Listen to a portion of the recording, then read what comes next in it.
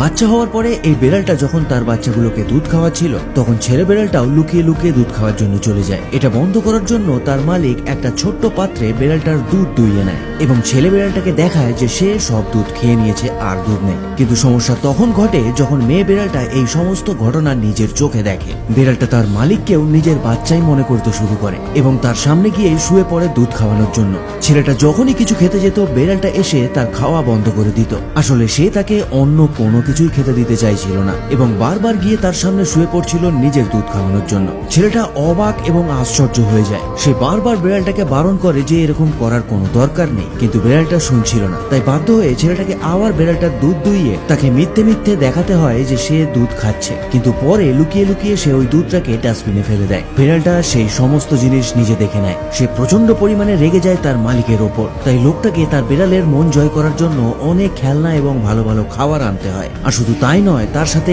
এটাও দেখাতে হয় যে সে তার দুধ খাচ্ছে, যার পরে গিয়ে এই বেড়ালটা শান্ত হয়। কি অদ্ভুত বেড়াল রে বাবা, এরকম বেড়াল থাকলে তো আর কেউ গরু পুষবে না।